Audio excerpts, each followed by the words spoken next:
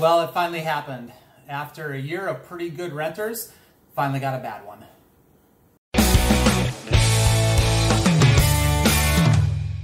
Hi, welcome back. My name is Matt, and just a recap of our channel here. We are a family of 5 from Minnesota. We are part-time RVers. We do have a goal to go full-time, but in the meantime, we are on a mission to visit or camp at all of Minnesota's 67 state parks, and we share those experiences, among others, with you here on YouTube.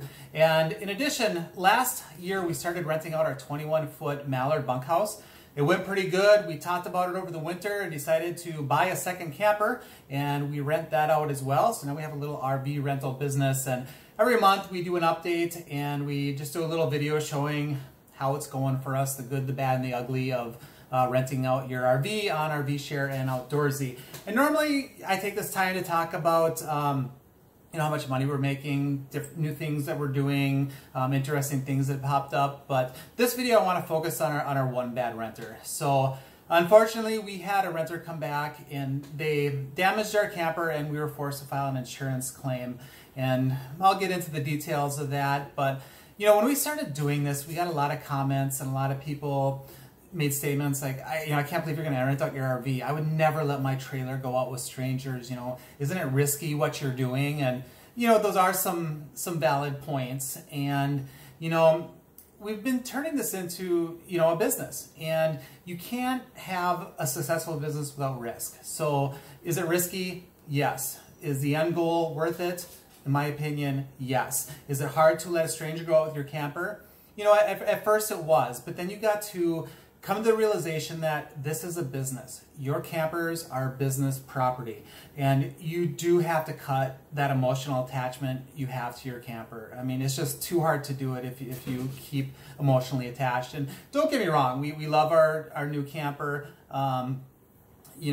There's a little bit of an emotional attachment to it, but not to the point where we get too bummed or we get too bent out of shape when something happens. Because we have the realization that, this camper, like it or not, is never going to be the same once we put it into the rental world. Things are going to happen. It's just not going to be the same as if we kept it to ourselves. But like I said, end goal, worth it. We are going to have our campers paid off in record time. We have additional income coming in that frees us up to do more family adventures. We are taking a trip down to Florida this winter. It's going to be paid for on all rental money. So in my view, it's worth it. Anyways, let's get back to my renter here. So basically we had this lady rent out our camper, and she started off by telling us that it was for a family trip to a cabin. Because as soon as you start the rental process, you engage in a conversation with your renter, just finding out what kind of truck they're using, get details on when they're going to pick it up or whatnot. So she said that she was going on this family trip to a cabin, and it was kind of odd at first because she kept changing her story of what she needed the camper for. At first it was just for sleeping, and then it was, oh, we just need it for cooking, and not that it matters, you're renting our camper, you can use it for whatever you need to use it for, but it was just kind of odd. And then, when people pull up to rent your camper, you get a vibe the second you meet them. And this group just gave me a wrong vibe from the get-go. In fact, when I saw them pull up out through the window, I told my wife, Jamie, oh no, this has potential to not be good. They came in an old Ford F-450 flatbed, stuff just strapped on the back with tarps, and they set the wrong tone by immediately setting up the camper, or hooking the camper up themselves without even coming to the door or making that introduction. And, that's the first time that's ever happened. I need to be out there, it goes on a certain way. I just thought that was kind of presumptive of them to start hooking it up. But anyways, we go out there and, this wasn't a family. It was this gal, her boyfriend, I think it was her brother, his girlfriend, and another friend or two. It was like a group of 5 or 6 of them that were on scene here hooking up our camper, and you could tell they were going out for a large group gathering. I don't want to call it like a party group or whatever, but they were a younger group that was going out. And we're part of these RV owner groups that are part of the rental world here on Facebook, and you get a lot of tips and hear a lot of stories on these owner groups. And one thing that people comment on, that when you get somebody right away that is super nitpicky about every little smudge, every little thing on the camper, and point out this, point out that, that can be some red flags for the future. And this lady was like that. She had her phone out and she was pointing out this little smudge and that smudge, and not that there was hardly anything wrong with this camper. I mean, it's brand new. This is only the third person ever to take this camper out. And, you know, she was really picky with the paperwork. But whatever, you know, she was friendly. The whole group was friendly. You know, we were nice and friendly too. And they signed the paperwork and then they took off. They were supposed to bring it back. The night before they were going to bring it back, they asked if they could have a second day or an additional day to the rental. No problem. You know, we added on another day. And then the problem started on their return day. They were supposed to return it at a certain time, and then they sent a text saying, oh, we're going to be late. We're going to be late. Bottom line, they were like 2.5 hours after they said they were going to be here. They finally show up, and our camper came back, and it was just filthy. It was just covered in a layer of dust and dirt, mostly dust. It looked like they had driven through a dirt road for 40 miles. And, you know, we don't expect people to come back with the exterior perfectly clean. I get it. You're camping. Not everybody has access to an RV wash or the ability to wash it at their house. I'm okay. I pretty much wash the camper every time it comes back. That's kind of the cost of doing business. That's how I look at it. You know, our campers don't go out cheap. We're making a decent amount for every rental. So I'm okay washing the campers. But this one, it was probably the dirtiest I've ever seen a camper returned, which was hard because it's hard to do a detailed post-rental inspection when your camper is covered in dirt. But right away, we noticed some issues and some problems. Starting out, the rock guard up front had 2 good-sized dents in it. And I immediately pointed those out and asked, it was the gal's brother who was driving the truck. Oh, I'm sorry, it was actually the gal's boyfriend who was driving the truck. And taking a step back, when we were doing the initial setup for them to go out, he mentioned that he owned a concrete business. That's why he has a lot of experience towing trailers and whatnot. And yeah, he did, but I got the impression when they returned that he treated our camper like a concrete trailer. There was not a lot of care taken in how they maneuvered this camper on site. Starting off with the rock guard up front, had these 2 big dents on it. I pointed those out, and his immediate reaction was, "Oh, I think those were there before." Well, they clearly were not. You know, we do a good thorough walk around. And then I mentioned, this is probably from your flatbed turning at too sharp of an angle parking this. And then he denied that. He said, oh no, it's probably your propane tanks. Well, your propane tanks are fixed to the tongue. That's impossible. Regardless, then we moved on and immediately noticed scratches here and there. And the gal, our renter, she was actually half drunk. Reeked of alcohol, slightly slurred speech.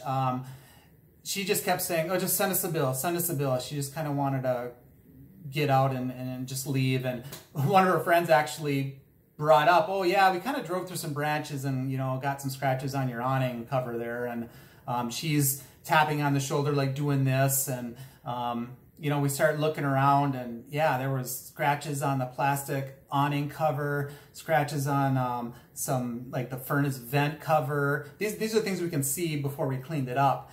And like I said, the gal just kept saying, just send us a bill, that she wanted to leave. You know, we noticed the foot pad for the ton jack was gone. So they must have had it too low, the ton jack, and then while parking it or something, it got ripped off. One of our camping chairs was missing. I have this really nice, expensive 50-foot 0G flexible hose. That was gone. You know, so we flat out told them, we got some issues. We need to look at how we're going to take care of these. Just to let you know, we signed the damage waiver, the things that we saw. She signed it. We signed it, showing that we see these dents, we see these scratches. We were missing some equipment. And again, her attitude was just send me a bill, send me a bill. Anyway, so they leave.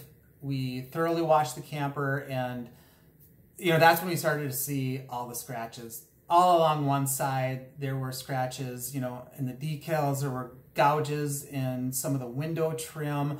The rocker panel along the whole passenger side had a scratch from front to back in it.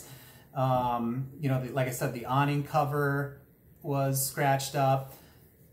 Yeah, so our brand new RV had some damage that we had to deal with. So immediately we call RV Share and kind of tell them what's going on. So a couple of things happened right away. First of all, they put a hold on her security deposit. And shame on us, we only had a $500 security deposit for this camper. We have since changed that, we've upped it, and I think we're actually going to up it again. And I'll tell you why as we get into the video. Anyway, so they immediately put a hold on her $500 security deposit, and then they start coming up with estimates of how much this damage is going to cost to get fixed. And there's two options. So we could have taken it to a shop and got an official estimate from somebody, or they said we can just take our own pictures, you know, some measurements with a ruler and whatnot, and then send all the pictures to RV Share. They would send it to a claims adjuster, and then they would come up with a value. Well, our Grand Design is booked out solid for the next couple months. You know, we don't even have like 48 hours to spare to bring this thing in and, you know, get it looked at and all this. So we took our own pictures, we sent them in, and yeah, I was actually surprised with how quick RV Share handled this. So they get our statement, they look at the pictures, and then they get statement from the renter. And, you know, of course, the renter right away, she acknowledged that, you know, the dents in the rock guard were probably her, the awning cover, she, I think, admitted to that, but then she denied all the other scratches. Well, it turns out that I have a setup and operational video for this camper that I put together the night before this rental went out. And again, shame on us, we were not in the habit of doing a walk around video before every rental. We have since done that. Now we do that every rental going forward. But I sent in the setup video that I did the night before to the claims adjuster, and she said that was monumental in siding with us on this claim, because otherwise it can turn into a he said, she said type situation. So you do, before the rental goes out, you have a damage waiver that you go over. You list all the damage you see, they can add anything that they see, and you both acknowledge the condition of the camper, they sign it, you sign it, and you're good to go. But in this situation, I had a video, and in this video, I walk around kind of the whole camper, and I mean, I'm even kneeling next to some of the trim that she scratched up, and you can plainly see that none of this was there before. And I was even able to provide the metadata from the video that showed it was made the night before the rental. So that was super helpful going forward. And basically, this is what they came up with. So they said that the scratches on the side, they did feel that a lot of it could be buffed out.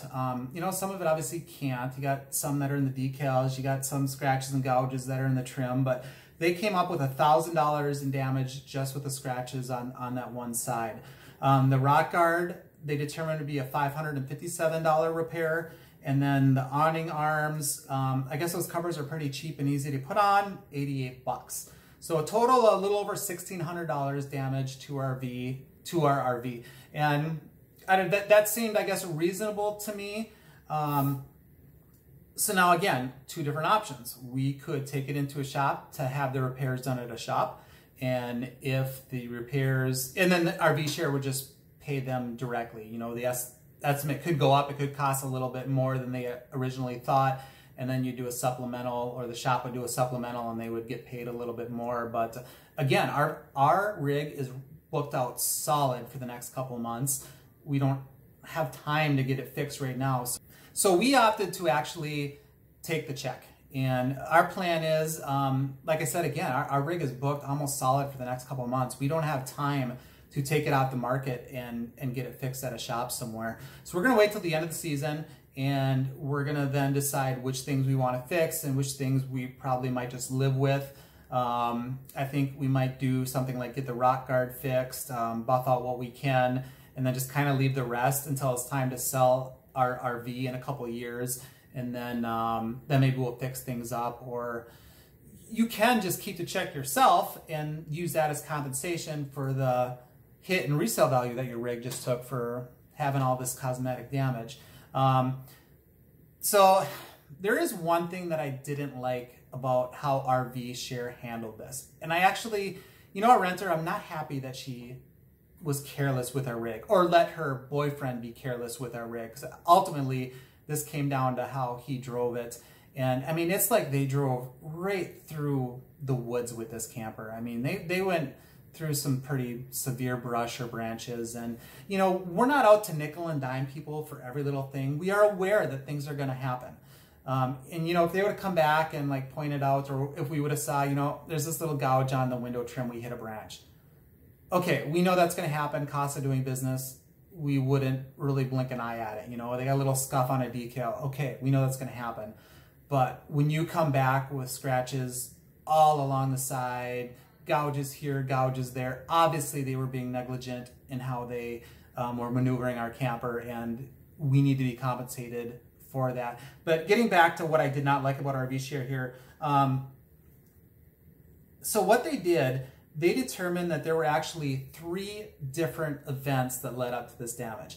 Now, our renter, they get to pick what level of insurance they want, and she had the $1,500 deductible. So obviously, she's responsible out of pocket for $1,500. Anything above that would be covered by insurance. Well, what RV Share said, there were 3 different events that happened. The maneuvering of the camper to park where the rock guard got damaged, that was one event. Pulling in or pulling out when you hit the awning arm, that was a separate event. And then the scratches along one side, that was a 3rd event.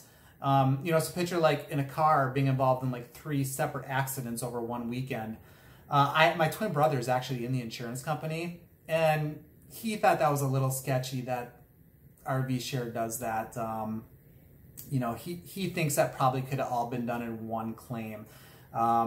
But bottom line is, being that the fact that all the damage was pretty close to our renter's deductible anyways, it wasn't that big of a hit for her. Basically, she had to pay over $1,600 to be compensated, so we could be compensated for that damage. It could have been a lot worse for her. You know, if each one of these events would have been over $1,500, she could have been dinged for 3 different deductibles. You know, she could have walked away having to pay $4,500 if each of those incidents would have met that threshold. So I don't really agree with how RV Share does that, but might be a deal where it is what it is. Overall, you know, we weren't happy that our new rig came back with this damage, but in the big picture, it is cosmetic damage only. Like I mentioned earlier, we're part of these Facebook groups for people that rent out their RVs, and I've seen and read some horror stories about campers coming back completely totaled, trashed, I mean, panels ripped off, and it could have been a lot worse. And back to our previous point, you have to be mentally prepared for this. And I think we were, because even though we weren't happy, you know, this didn't make us say, oh, we're done, we're never renting again, this is awful. You know, we weren't too beat up over it. We just kind of, okay, it is what it is. How do we fix it? How do we go forward? And that's what we did. This is just part of operating a business. So basically that's our story with our bad renter. You know, knock on wood, we've had dozens and dozens of rentals over the last year, and they've all been really good. There's been a couple little things here and there, but this has been the worst of it. And, you know, cross our fingers. Hopefully we can go another year without something significant happening again. But if it does, we'll just deal with it and move forward. But overall, July was another good month for us, taking this incident aside, of course. There are a couple little minor hiccups along the way, but nothing major. The majority of our rentals went off without a hitch. And, you know, hopefully August will be another good month as well. Okay, so another thing we do in these update videos is we talk about how much money we're making. So let's take a look at that. Okay, so first of all, I want to show you our July calendar, and this is how we do it. We use the online calendar through Outdoorsy. It's just a little easier to see and use than RV Share. So pretty much all the green entries here would be RV rentals. All the red entries here would be rentals through RV Share. You know, just for example, this would be our Grand Design was rented out on the 6th and it came back on the 13th. At the same time, our Mallard went out on the 6th as well through RV Share, you know, came back the 9th. So as you can see, July was pretty well booked. We only had a couple days here and there where we had a camper sit. And one of these stretches is actually when we purposely took it off the market to get the bearings and brakes done on the Mallard. So that's our calendar. Let's go look at our spreadsheet here. Okay, so once again, I'm not an expert at making spreadsheets. This is just what I put together as far as it makes sense in my head, but I'll walk you through it here. This is a column for each month of the year, obviously, and you'll notice that I have the winter months blacked out because we do not rent out RVs in the winter in Minnesota. And then because we use two companies, I have each RV in here twice, once for each company. So you can see the Mallard through RV Share, Mallard through Outdoorsy, and then the Imagine through both companies as well. This is gross income. So this is income that we've taken in after Outdoorsy and RV Share has taken their commission or their fees or whatever you want to call it. Expenses for right now is just payments, insurance, and then any maintenance that we're doing. At the end of the year, I'll probably do another column where I address all the accessories that we've purchased. And then net income obviously is gross income minus expenses. That gives us our net. Another side note with expenses here, you'll notice that it went up in March. That's because we added our second camper in March. And then July too, you can see here it went up because we had bearings done on the Mallard, a brake inspection, and we actually put a new battery in that one as well. All right, so taking a look at the month of July, you can see here the Mallard brought in $854 through RV Share, brought in $819 through Outdoorsy. So a pretty even split on the two companies with the Mallard. The Imagine brought in $1182 through RV Share and $655 through Outdoorsy. You know, interesting so far, you can see that the Grand Design is getting rented out more through RV Share, but the Mallard's getting rented out more through Outdoorsy. Just kind of be interesting at the end of the year to see if that trend continues. But we brought in gross income $3,500 total for the month of July. We had $694 in expenses. That gave us a net income of $2,816. Another thing that I do with expenses is I do it in advance so I can see what our total cost for the year is going to be. And right now we're on track to have $4,425 in expenses. And you can see we've already brought in $7,419 in income.